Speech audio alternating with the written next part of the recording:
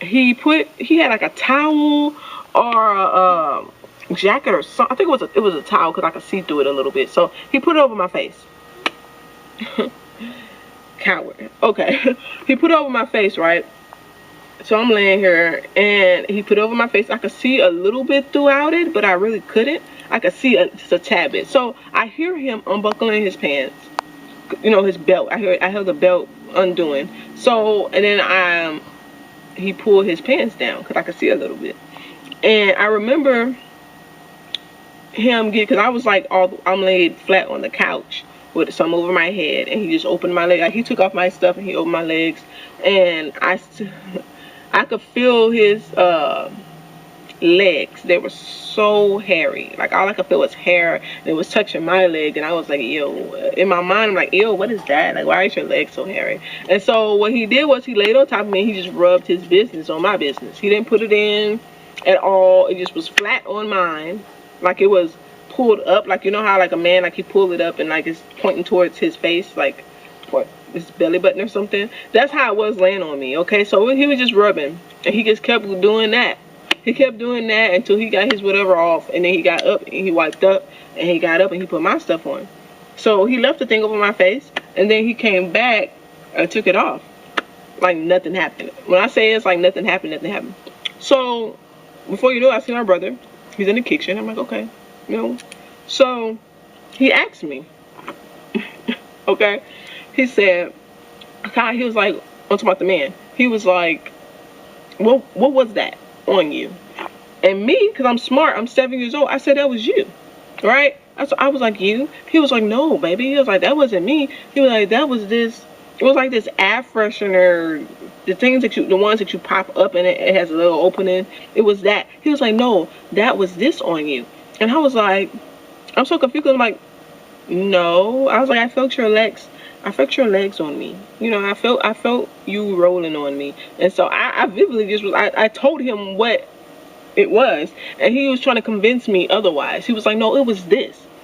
So as he seen that I was remembering and I knew what he did, when I knew what he did, but knew, it was him on top of me, then he kind of started threatening me, started getting mean, and he was like, well, you better not tell nobody, I'll kill you, or I'll do this and that. And, as a kid, you're like, oh, okay, don't hurt me.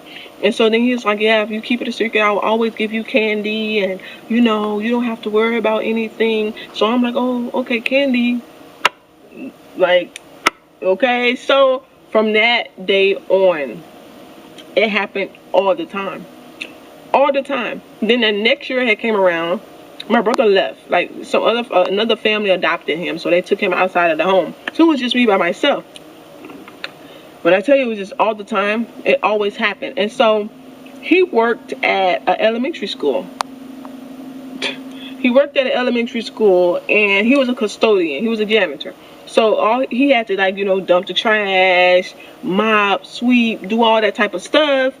And, so he started doing it there. So he'll come back at nighttime to the building. So he'll come to his mom's house and be like, I need her to help me, at the school to, dump trash and stuff.